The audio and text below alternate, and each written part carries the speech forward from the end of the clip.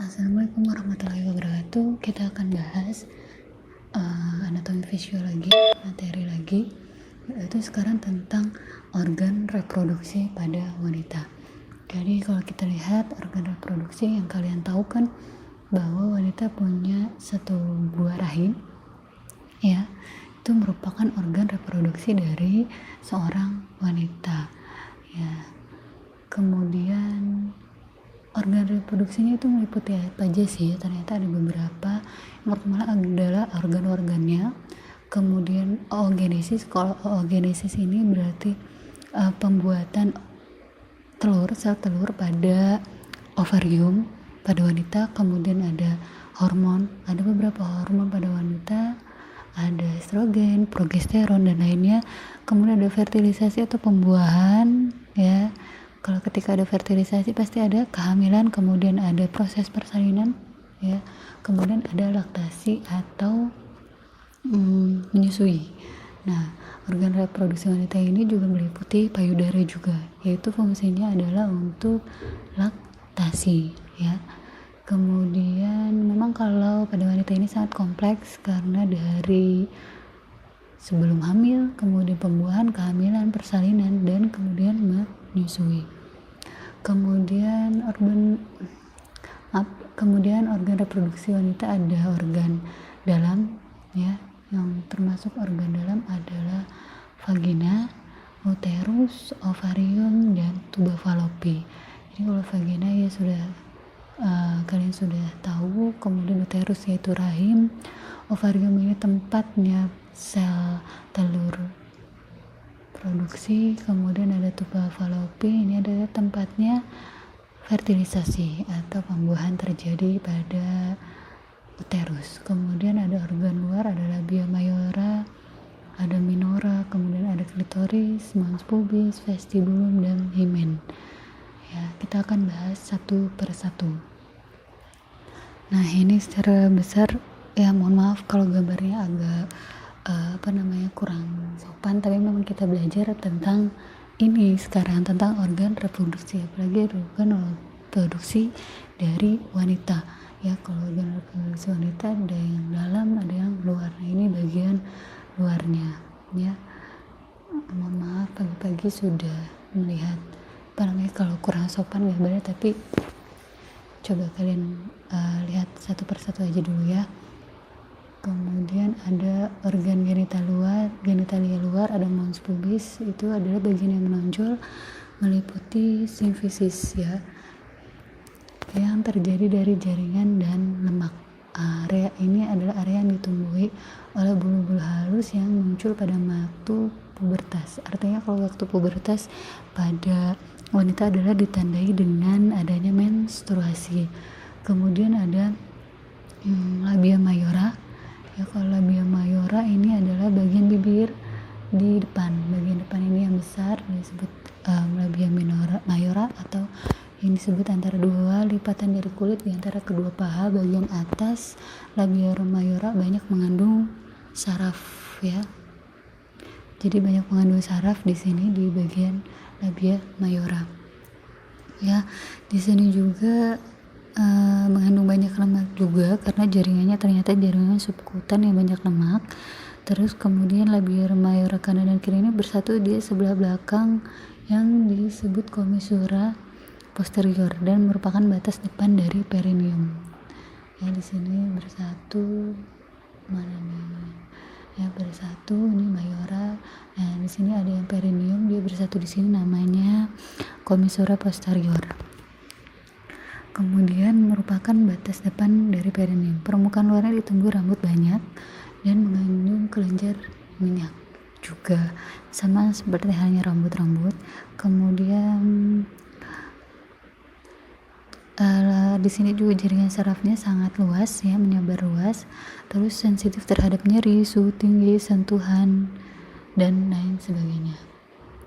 Ya, dari sini. Kemudian ada labia minora, itu berada di sebelah dalam labia mayora, ya, ini sebelah dalam di dalam labia mayora, dan selalu basah karena dilumasi oleh kelenjar labia minora. Ya, kalau di labia minora ini tidak terdapat rambut-rambut ya, karena tidak mengandung folikel rambut. Dan terdapat banyak syaraf juga di sini yang sangat sensitif, yang fungsinya memang untuk rangsangan seksual. Kemudian ada di atas itu klitoris. Ya, di sini yaitu sebuah jaringan ikat erektil kecil kira-kira sebesar kacang hijau yang dapat mengeras dan tegang yang mengandung urat saraf. Ya, kalau klitoris ini banyak urat saraf karena urat-urat saraf dari sensorif dan erektil ya. Kemudian tidak ada juga rambut-rambutnya dan ada di bagian atas dari labia minora. Kemudian selanjutnya ada vestibulum, yaitu rongga yang berada di antara bibir kecil labia mayora dan minora.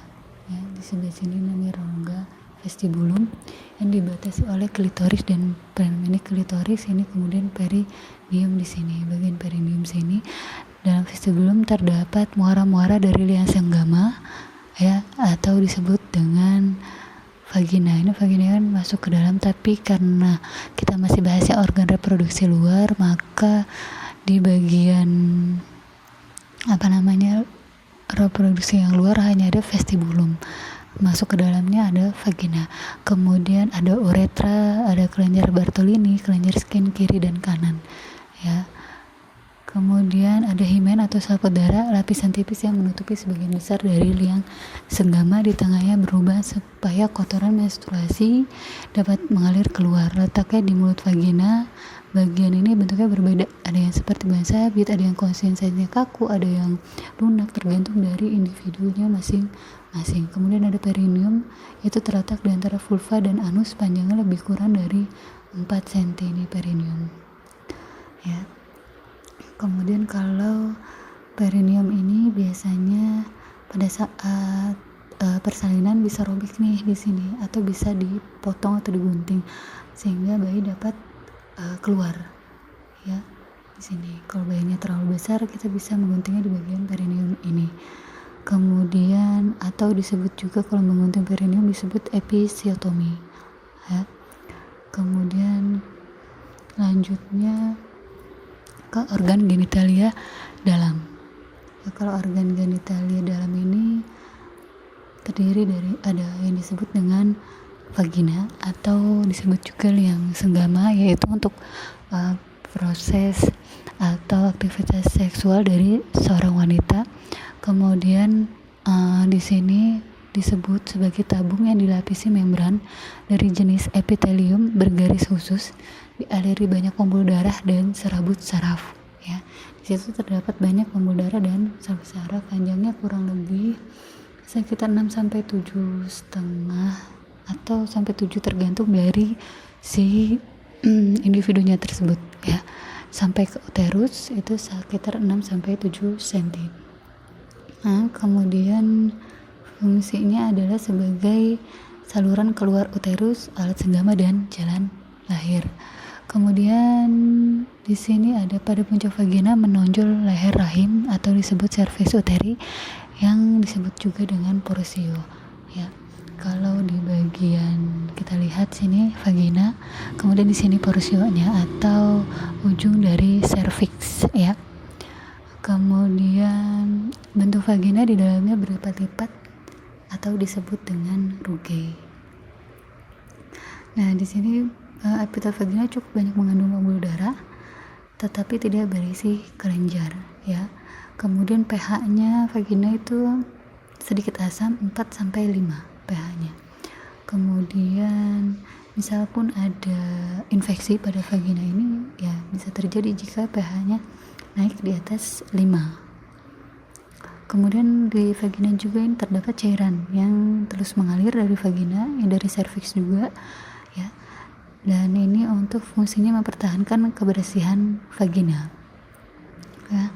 Kemudian untuk penyemprotan cairan ke vagina dalam lingkungan normal atau kasih sabun untuk antiseptik pada vagina ini juga sebenarnya tidak terlalu bermanfaat karena pada dasarnya memang pH vagina itu adalah asam. Jadi kalau dikasih sabun malah dia akan membuat flora normal atau bakteri baik pada vagina ini akan menimbulkan infeksi seperti itu. Kemudian selanjutnya ada uterus atau rahim. Terletaknya di panggul kecil, organnya bentuknya tebal, berotot seperti buah pir, terletak di dalam pelvis antara rektum di belakang dan kandung kemih di depannya. Jadi depan uterus itu ada kandung kemih, kalau belakang bagian rektum. Nah, ototnya disebut sebagai otot myometrium. Ya, jadi di sini dia punya otot, bagian ototnya disebut myometrium di sebelah sini ya, di bagian tengah. Nah, kalau pada orang yang punya myom, dia muncul dari bagian ototnya sini, disebutnya myoma uteri. Ya, dia bisa muncul seperti tumor tapi di bagian myometrium, bagian ototnya. Kemudian bentuk uterus tadi seperti buah pir atau buah alpukat, bisa gepeng ke arah muka belakang. Kemudian ada membentuk kanan kirinya ada yang disebut ligamentum latum, yaitu untuk menopang si uterus rahim. Kemudian panjang uterus sekitar 7,5 cm ya, dari bagian arah serviks, ini kan bagian porsio nih.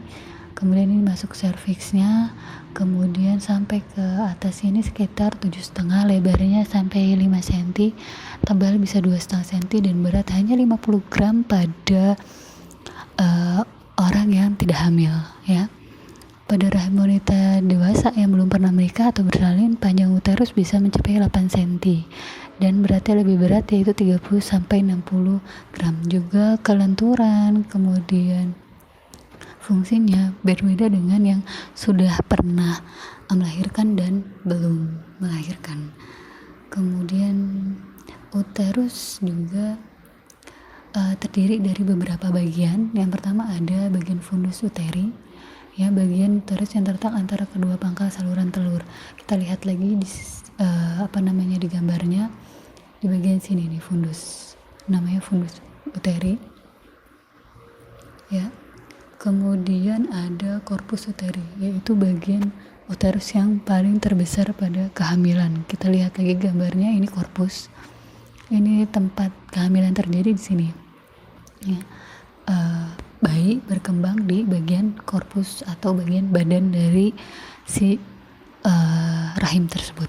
Kemudian bagian ini berfungsi sebagai tempat janin. Rongga yang terdapat pada korpus disebut cavum uteri atau rongga rahim ya. Jadi kalau korpus ini badannya, di sini ada rongga ya, di sini tempat janin berkembang disebut korpus uteri atau cavum uteri atau rongga rahim. Kemudian ada cervix uteri, yaitu bagian ujung cervix yang menuju puncak vagina atau disebut porsio, yaitu hubungan antara cavum uteri dan canalis cervicalis ya, disebut juga ostium uteri internum ya. Jadi cervix ini ada di bagian sini. Bagian paling luarnya ini di setelah vagina ada porsio, kemudian dalamnya ini bagian cervix ya. Kemudian ada lagi ostium uteri internum, bagian dalamnya lagi dari cervix. Kemudian lapisan dari uterus ada 3, yaitu endometrium, lapisan dalam uterus yang mempunyai arti penting dalam siklus haid. Kemudian myometrium, lapisan otot polos. Kemudian ada lapisan serosa atau disebut peritoneum visceral, terdiri dari beberapa ligamentum, artinya seperti otot-otot. Kalau ligamentum itu yang menguatkan uterus ya. Ada yang pertama ada ligamentum cardinale, kiri dan kanan, mencegah supaya uterus tidak turun. Kemudian ada ligamentum sacroterinum, kiri dan kanan, menahan uterus supaya tidak banyak bergerak. Kemudian ada ligamentum rotundum, kiri dan kanan, menahan uterus agar keadaan tetap antefleksi atau ke arah depan. Kemudian ada ligamentum latum, kiri dan kanan, yaitu ligamentum yang meliputi daerah tuba dari uterus. Kemudian ada ligamentum infundibulum pelvicum atau ligamentum yang menahan tuba fallopi. Bisa kita lihat di bagian sini. Nah, ini kan ada beberapa, ini uterus nih ya, gambaran dari uterus. Ini ada serviksnya di sini, kemudian ada vaginanya di sini, kemudian ada lapisan endometrium di dalam bagian serviks, kemudian myometrium yang di tengah, kemudian ada perimetrium di bagian luar lapisannya, kemudian ada ligamentum di bagian tubak, ada ligamentum rotundum ya di bagian sayapnya, terus kemudian di sini ada uterine tube atau biasa kita sebut adalah tuba falopi ya. Di sini tempat adanya fertilisasi. Jadi ketika ovarium ini memproduksi sel telur akan masuk, kemudian ditangkap oleh fimbriae atau rambut-rambut halus di sini di bagian uterus, kemudian nanti si telur akan masuk ke dalam bagian tuba falopi. Nah, di tuba falopi ini jika ada sperma yang masuk dari vagina, dia akan mencapai ke badan uterus, kemudian masuk ke tuba falopi, maka di sini akan terjadi pembuahan ya. Nah, ini ligamen yang menahan bagian tuba atau ovarium ligamen. Kemudian ini badan dari uterus, ini disebut fundus uterus ya, bagian atas dari uterus. Kemudian ini yang ibu bilang tadi telur, ini ada fimbriae ya. Terus selanjutnya fungsi uterus yaitu menahan ovum yang telah dibuahi selama perkembangan. Jadi ketika ada fertilisasi atau pembuahan terjadi pada tuba falopi tadi, maka dia akan berjalan menuju uterus. Nah, si uterus ini kan punya ovum ya kan, ovarium, kemudian ovum, maka sama perkembangan si ovum tadi yang sudah dibuahi dan menjadi sebuah zigot ya, terus bakal janin, maka akan ditahan di dalam uterus selama perkembangannya. Kemudian endometrium disiapkan untuk menerima ovum yang telah dibuahi dan ovum tertanam dalam endometrium. Kita lihat lagi gambar yang tadi. Nah, ketika dibuahi nanti dia akan menempel di endometrium, si zigot tadi atau bakal janin tadi. Nah, kemudian dia akan menempel atau disebut dengan implantasi yang nanti kita akan bahas. Kemudian tempat bertumbuhnya janin. Nah, seperti ini, dari usia 3 minggu, 4 minggu sampai usia term atau sudah matang selama 42 minggu, si janin akan terus di dalam uterus si ibu. Kemudian pada saat melahirkan, uterus berkontraksi untuk mendorong bayi dan plasenta keluar. Ya, jadi ketika ketika bayi sudah aterem atau sudah masanya untuk dilahirkan, si uterus akan mendorong bayi tersebut dengan cara mengkontraksi si uterusnya sehingga bayi akan keluar dan plasenta pun akan keluar. Kemudian yang ketiga ada ovarium.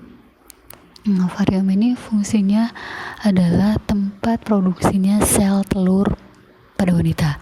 Jadi kelenjar berbentuk buah kenari terletak ada di kiri dan kanan. Jadi kalau pada wanita ovariumnya ada 2, kiri dan kanan ya, di bawah tuba uterina atau tuba falopi ya. Kemudian di sebelah belakang ada terikat oleh ligamentum atau ditahan oleh ligamentum latum uterus. Kemudian setiap bulannya si ovarium ini akan menghasilkan sebuah ovum atau sel telur ya. Tadinya dari folikel dulu ya. Folikel kita lihat nanti di sini, dia tadinya dari primer folikel, kemudian jadi ovum folikel ovum yang matur, dan kemudian akhirnya terlepas. Nah, ovum yang matang ini akan terlepas atau disebut ovulasi, akan terlepas dari si ovarium menuju ke tuba falopi. Jika dibuahi maka akan terjadi fertilisasi, tapi jika tidak dia akan menjadi menstruasi ya, dikeluarkan sebagai menstruasi. Ovarium disebut juga indung telur yang letaknya di dalam pelvis di sebelah kiri, kanan, dan uterus. Ovarium mempunyai 3 fungsi, yaitu memproduksi ovum ya, ibu katakan tadi, memproduksi ovum, kemudian memproduksi hormon estrogen, kemudian juga memproduksi hormon progesteron. Kalau hormon estrogen ini ketika nanti akan hamil dia akan naik hormon estrogennya ya. Kemudian selanjutnya ada tuba falopi. yaitu berjalan ke arah lateral kiri dan kanan. Ada 2 tuba falopi, ibaratnya seperti saluran ya, saluran telur kiri dan kiri dan kanan, panjang kira-kira 12 cm dan diameter hanya 3-8 mm, jadi sangat kecil. Kemudian bagian pangkal berbentuk corong atau yang disebut dengan infundibulum atau infundibular. Kemudian ada rumbai-rumbai yang disebut dengan fimbriae untuk menangkap si ovum ketika dilepaskan.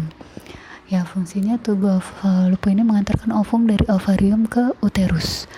Nah, menyediakan tempat untuk pembuahan. Nah, di ampula tuba ini di ampula bagian tuba falopi bagian ampula ini maka akan terjadi pembuahan. Nah, jadi kalau tuba falopi itu ada beberapa bagian. Yang pertama adalah infundibular, kemudian ampulari, interstisial, ada bagian juga bagian isthmic. Nah, ini di sini. Kalau interstisial bagian yang terdapat di dinding uterus atau lebih ke arah rahim, ya, badan rahim. Kemudian kalau ismika merupakan bagian medial tuba yang sempit seluruhnya. Ini ismika. Ya. Kemudian kalau ampula bagian seperti saluran leher, tempat konsepsi karena di sini agak lebar. Kalau infundibulum bagian ujung tuba yang terbuka ke arah abdomen dan mempunyai umbai yang disebut fimbria untuk menangkap telur. Ini bagian ujungnya, infundibular namanya. Kemudian di ujungnya lagi ada fimbriae. Ya. Kemudian selanjutnya kelenjar mamai dan laktasi. Kalau mamai artinya adalah kelenjar payudara. Ya, payudara adalah pelengkap organ reproduksi pada wanita dan mengeluarkan air susu. Terletak dalam fascia superficialis di daerah sternum dan aksila, melebar dari iga ke-2 sampai iga ke-7 pada bagian dada wanita. Ya. Kemudian mempunyai banyak lobus. Nih, lobus-lobusnya nanti kalau misal setelah melahirkan maka lobus ini akan terisi oleh air susu ibu. Atau di sini juga ada duks atau saluran air susu. Ini bagian areola, ada putihnya di sini, ya. Selanjutnya anatominya seperti ini. Buah dada terdiri dari bahan-bahan kelenjar susu atau jaringan alveolar yang tersusun atas lobus-lobus yang saling terpisah oleh jaringan ikat dan jaringan lemak. Setiap lobus bermuara ke dalam ductus lactiferus atau saluran air susu. Jadi lobus-lobus ini nanti mengerucut menjadi saluran air susu nih. Ya, saluran air susu ini lobus-lobusnya. Ya, ini kelenjar susu. Jadi nanti ASI akan ada di sini. Kemudian nanti disalurkan melalui lobus-lobus atau disebut dengan saluran air susu atau ductus lactiferus sebelum akhirnya dikeluarkan dan susui ke bayi. Ya. Kelenjar mamai menyebar di sekitar area mamai dan mempunyai luas antara 15 sampai 24. Setiap lobus berbentuk piramid dengan puncak mengarah ke areola mamai. Jadi bentuknya piramid. Kalau areola mamai itu yang bagian hitam-hitam pada payudara. Ya. Jadi ketika menyusui nanti si bayi akan mengenyot atau bagian puting dan areola mamai. Areola mamai itu harus dihisap juga oleh si bayi. Karena kalau tidak dihisap si air susu itu tadi akan susah untuk keluar. Jadi sepenuhnya areola mamai yang bagian coklat itu harus bisa dimasukkan ke dalam mulut bayi sehingga air susunya akan keluar. Kemudian sekresi. Nah, sekresi air susu pada kehamilan minggu ke-16 mulai terjadi sekresi cairan bening dalam saluran kelenjar buah dada atau yang dipicu oleh hormon prolaktin. Ya, itu merupakan suatu hormon yang disekresi oleh glandula pituitaria anterior atau di bagian otak, ya, yang penting untuk memproduksi air susu ibu. Meningkat selama kehamilan. Setelah persalinan hormon estrogen tadi dan progesteron turun karena saat kehamilan itu hormon estrogen progesteron naik. Ketika persalinan estrogen dan progesteron akan turun sehingga nanti akan memicu hormon prolaktin aktif. Jadi ketika bersalin semuanya turun tuh hormon estrogen dan progesteron, maka kemudian nanti hormon prolaktin akan meningkat sehingga menimbulkan air susu, apalagi setelah dihisap oleh si bayi. Pengeluaran air susu juga mendapat rangsangan dari bayi supaya keluar secara normal bergantung pada isapan bayi. Mekanismenya dalam buah dada berkontraksi memeras air susu keluar dari alveoli atau lobus di kantong-kantong air susu, kemudian masuk ke dalam ductus lactiferus atau saluran air susu, baru keluar melalui puting susu ketika dihisap oleh bayi. Jadi ketika bayi menyusui, ya, bayi menyusui terjadi kontak batin dengan ibu, maka hormon senangnya ibu, hormon kebahagiaan ibu akan keluar, maka memicu hormon prolaktin juga masuk ke hormon di otak, merangsang prolaktin keluar, hormon prolaktin keluar, maka air susu pun akan keluar. Makanya ketika menyusui biasanya ibu dianjurkan untuk menatap bayinya dengan ikhlas, dengan kesenangan, tanpa adanya stres. Ketika ibunya stres, artinya hormon bahagia tidak keluar, maka si air susu pun akan tidak keluar juga walaupun disusui oleh si bayi, ya. Jadi ketika bayi menghisap, baru tuh ada timbal balik dari si ibu ke bayi, yaitu dari hormonnya, ya. Kemudian nanti baru bisa dikeluarkan air susunya ketika hormon prolaktin keluar, hormon bahagia ibu keluar, dan juga ada hisapan dari si bayi. Makanya ketika misalnya ada ibu-ibu yang katanya air susunya sedikit, maka sering-seringnya untuk menyusui bayinya dan untuk bahagia, artinya tidak stres. Nah, dua faktor yang mengalirkan air susu yaitu tekanan dari belakang, ada juga refleks neurohormonal. Jadi tekanan globuli yang baru terbentuk dalam sel akan mendorong globuli tersebut ke dalam tubulus lactiferus atau saluran air susu, dan penghisapan oleh bayi akan memicu sekresi air susu lebih banyak. Jadi ketika hisapan lebih banyak, maka memicu sekresi atau pengeluaran air susunya pun lebih banyak. Kemudian refleks neurohormonal, apabila bayi disusui akan menimbulkan rangsangan saraf pada bagian glandula pituitari posterior, kemudian menyebabkan oksitosin atau hormon bahagia yang menyebabkan otot juga uterus berkontraksi, kemudian juga akan menyebabkan membantu involusi uterus juga, atau sama masa nifas, yaitu pengerucutan atau pengempesan involusi atau pengempesan rahim, ya. Jadi kan tadinya rahimnya membesar ketika melahirkan, maka akan kempes dengan sendirinya dibantu dengan hisapan susu dari si bayi.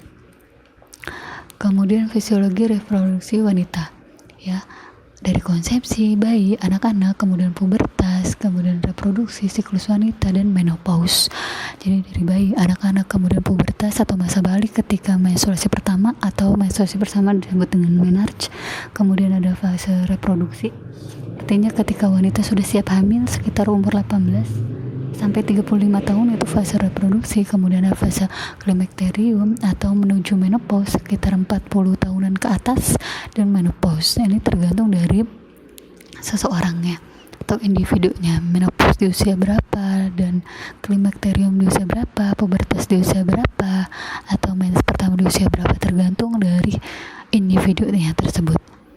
Kemudian menstruasi, ini kita bahas tentang menstruasi adalah pelepasan dinding rahim yang disertai dengan perdarahan dan terjadi secara berulang setiap bulan kecuali pada saat kehamilan. Jadi ketika hamil dia tidak menstruasi karena si ovum tadi akan menjadi sebuah bakal janin, ya. Kemudian menstruasi yang pertama kali disebut dengan menarche, paling sering terjadi pada usia 11 tahun. Kalau sekarang biasanya sudah di bawah usia 11 tahun. Ada yang kelas 1 sudah menarche atau menstruasi. Itu karena faktor lingkungan juga, dari makanan, lingkungan, tontonan, itu mempengaruhi usia menstruasi pertama kali. Jadi kalau sekarang tontonan lebih banyak kecinta-cintaan atau tontonannya tidak bagus untuk usia anak-anak, maka dia berpengaruh ke menstruasinya. Kemudian menstruasi merupakan pertanda masa reproduktif pada kehidupan seseorang wanita yang dimulai dari menarche sampai menopause. Artinya kalau menopause berarti tidak ada lagi sel telur yang dihasilkan oleh ovarium, jadi sudah tidak menstruasi. Kemudian stadium dari menstruasi terdiri dari 4. Yang pertama adalah stadium menstruasi atau desquamasi, yaitu ketika saat menstruasi, ketika endometrium. Jadi ketika menstruasi, bagian endometriumnya itu terlepas dari dinding rahim, ya, menstruasi. Ya, jadi hanya lapisan tipis yang tinggal disebut serotembas sel berlangsung selama 4 hari, biasanya 4-7 hari untuk fase menstruasi. Mengandung darah potongan dari endometrium atau dinding-dinding rahim, dan lendir dari si cervix. Banyaknya kira-kira 50 cc tergantung dari individunya. Kemudian stadium postmenstruasi atau setelah menstruasi. Nah, setelah menstruasi, luka yang tadi terjadi karena ada endometrium yang melepas akan berangsur-angsur ditutup kembali oleh selaput lendir yang baru. Jadi membuat selaput lendir yang baru sehingga ditutup kembali oleh selaput lendir, ya. Terus yang terjadi dari sel epitel kelenjar endometrium, sehingga endometrium setelah menstruasi akan menebal kembali sebanyak atau setinggi 0,5 mm. Kemudian stadium intermenstruum atau proliferasi, ya. Ini postmenstrual, kemudian proliferasi. Pada masa ini endometrium akan tumbuh menjadi makin tebal, kira-kira 3,5 mm, dan kelenjar-kelenjar tumbuhnya lebih cepat dari jaringan lain, berlangsung kira-kira 5-14 hari dari haid pertama. Biasanya kalau 5-14 hari dari haid pertama ini saatnya ovulasi juga. Jadi pada saat di bagian dinding rahimnya terdapat proliferasi, nah di bagian telurnya ini telur sudah mulai ovulasi, ya. Jadi kalau masa subur, biasanya kalau pada yang masa suburnya atau jarak dari periode menstruasinya itu teratur, maka sekitar 14 hari itu masa suburnya dia dari hari pertama haid, ya, dihitungnya dari pertama haid, ya. Kemudian ada stadium premenstruum atau sekresi, ketika endometrium tetap tebal tetapi bentuk kelenjar berubah menjadi lebih panjang, ya. Ini bagian ini kan tadi ini proliferasi ketika adanya ovulasi, ya. Kemudian makin menebal, ya, menebal dan tidak ada pembuahan, maka ovum tadi akan melubur bersama dengan endometrium nantinya di fase berikutnya menstruasi. Tapi kalau di fase pramenstruasi ini, dia endometrium tersebut hanya menebal dulu menjadi panjang, kemudian mengeluarkan getah di dalamnya, terdapat glikogen dan kapur untuk makanan sel telur, dan dipersiapkan untuk menerima telur, ya. Artinya kalau telurnya tersebut dibuahi, dia akan menempel dan membentuk plasenta, kemudian akan terjadi kehamilan, ya.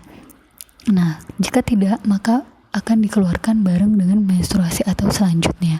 Pada masa ini sudah diberikan menjadi stratum compactum atau padat, dan stratum spongiosum, dan lapisan stratum basale.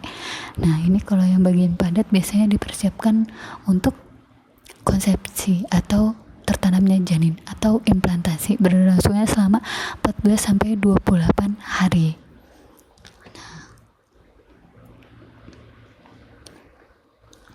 Nah, kemudian ada siklus menstruasi dibagi menjadi 3 fase, yaitu fase folikuler, kemudian fase ovulator, ada juga fase luteal. Jadi ketika tadi kita lihat bagian dari dinding-dinding rahimnya, nah sekarang kita lihat dari fase folikulernya. Jadi ketika dimulai dari hari 1 sampai saat sebelum kadar LH meningkat, jadi ketika LH meningkat, ini di bagian sini LH meningkat, nah, terjadi pelepasan sel telur atau ovulasi. Nah, ketika adanya hormon estradiol, awalnya dia kan rendah tuh, ya, karena tadi setelah habis menstruasi dia akan rendah, kemudian langsung meningkat lagi, ya, kemudian langsung akan meningkat lagi, kemudian membuat tekanan atau timbal balik pada bagian respon timbal balik pada bagian otak, sehingga otak menghasilkan LH, ya. LH akan meningkat dan terjadi pelepasan sel telur, sehingga sel telur pun akan terlepas atau ovulasi. Dinamakan fase folikuler karena pada saat ini terjadi pertumbuhan folikel di dalam ovarium. Nah, kita lihat lagi di dalam ovarium, ya. Ini terjadi pertumbuhan dari primordial atau primer ovari, kemudian jadi ovarium yang matang, kemudian maka akan terbentuklah ovulasi atau lepas dari bagian folikelnya sehingga ovumnya keluar, dan terjadilah ovulasi di sini, ya.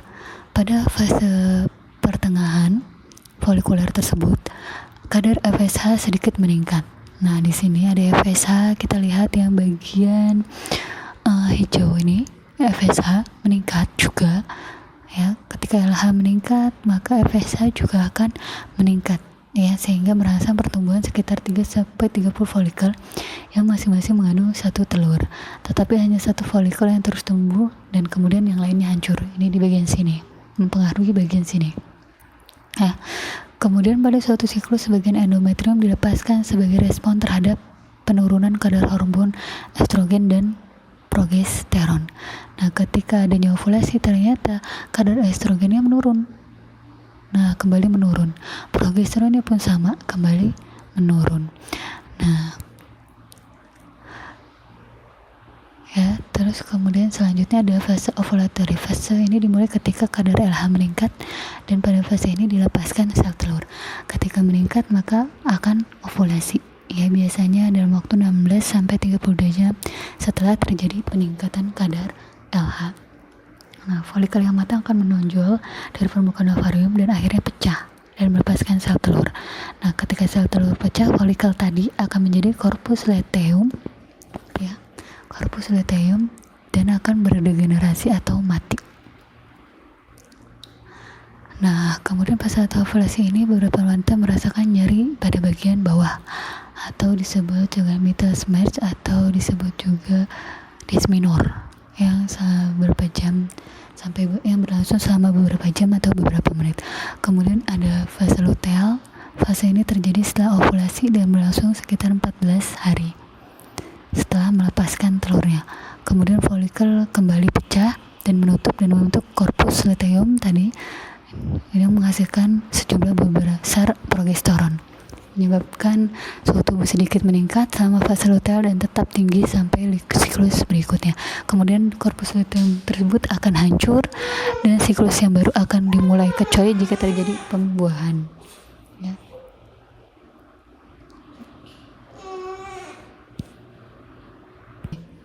Kemudian ini siklus ovarium.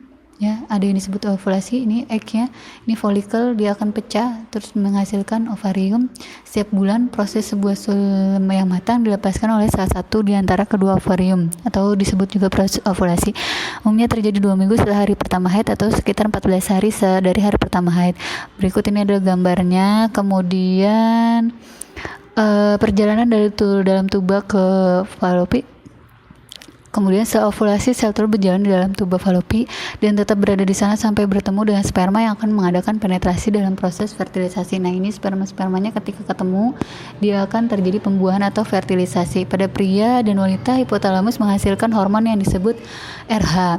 Kemudian RH berjalan ke hipofisa, sebuah kelenjar yang terletak di bawah hipotalamus dan merangsang hipofisa untuk melepaskan hormon lainnya seperti gonadotropin.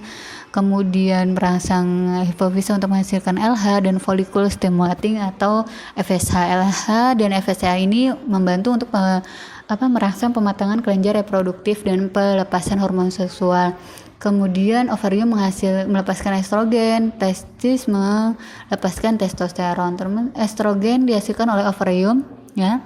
Ada banyak jenisnya, tapi yang paling berguna adalah untuk pembentukan ciri-ciri perkembangan seksual pada wanita, yaitu payudara, lekuk tubuh, rambut kemaluan, juga berguna pada siklus menstruasi. Kemudian membentuk ketebalan endometrium, menjaga kualitas dan kuantitas cairan serviks dan vagina sehingga sesuai untuk penetrasi sperma. Kemudian ada progesteron, ini diproduksi oleh corpus luteum yang tadi ketika folikel sudah pecah folikelnya, kemudian dia akan menjadi corpus luteum untuk mempertahankan ketebalan endometrium juga. Jadi kalau misalnya ada pembuahan, zigot bisa masuk ke endometrium atau menempel. Kemudian kadar progesteron terus dipertahankan selama trimester awal kehamilan sampai plasenta dapat membentuk hormon HCG atau sampai plasenta terbentuk. Biasanya kalau plasenta terbentuk sudah tidak ada corpus luteumnya.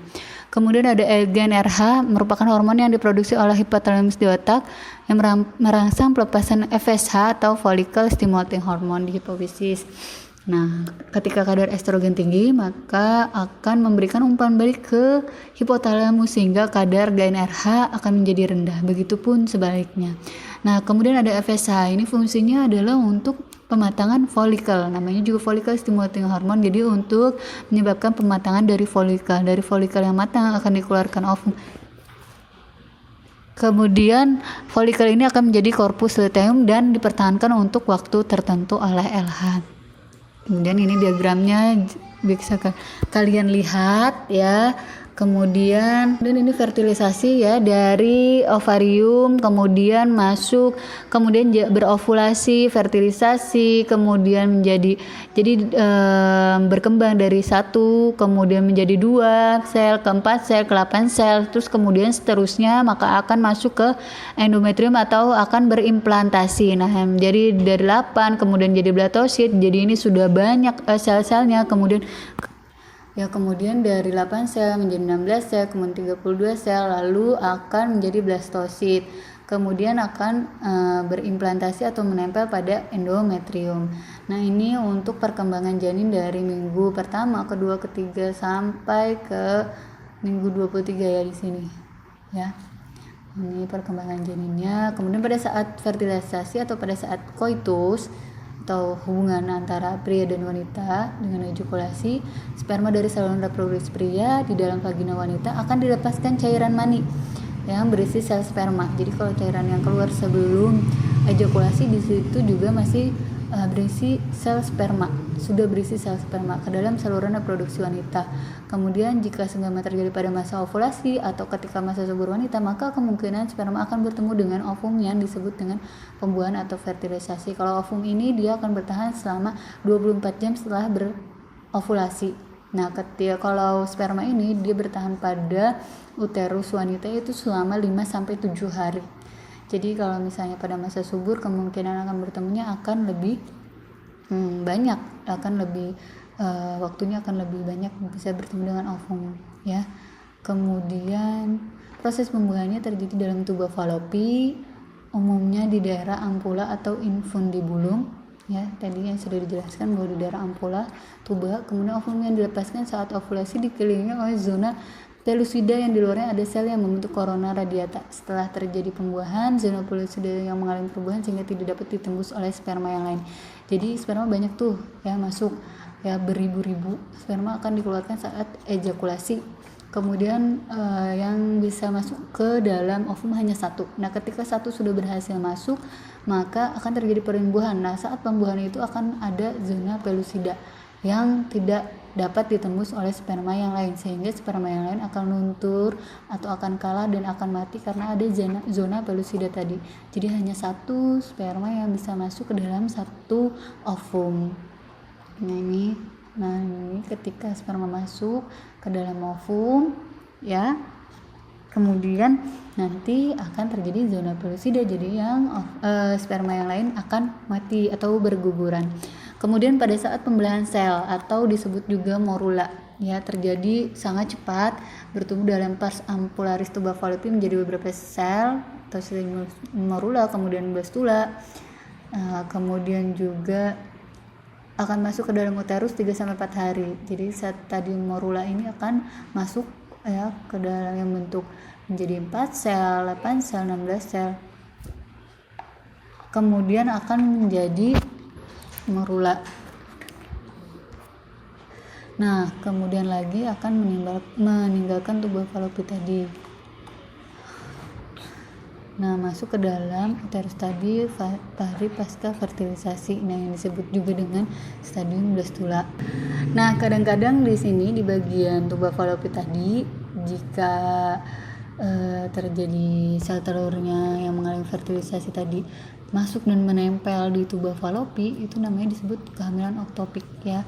Nah, yang membahayakan jiwa si ibu yaitu ketika kehamilan tersebut terjadi di tuba falopi ya, kehamilan oktopik ya. Jadi berkembangnya di tuba bukan di bagian uterusnya. Ketika di tuba maka dia bisa pecah seiring bertumbuhnya janin, perkembangan janin ya. Jadi ini bisa membahayakan jiwa si ibu. Nah, ini dari 2 sel jadi 4 sel, kemudian jadi 8 sel, kemudian lama-lama akan menjadi blastosit, kemudian masuk dan implantasi ke bagian endometrium atau di bagian uterus dari rahim. Nah, ini implantasi ketika setelah berada dalam uterus, sel telur yang telah mengalami fertilisasi menempel pada endometrium atau yang disebut implantasi. Biasanya pada beberapa ibu hamil, implantasi ini ditandai dengan flek pada flek seperti menstruasi, tapi dia lebih sedikit, hanya berlangsung 1-2 hari. Kemudian setelah menempel, sel terus akan membelah diri. Nah, implantasi atau disebutnya nidasi juga. Kemudian akan menjadi zigot, stadium blastosit. Kemudian dengan dinding rahim akan menimbulkan berbagai reaksi seluler sehingga sel trophoblast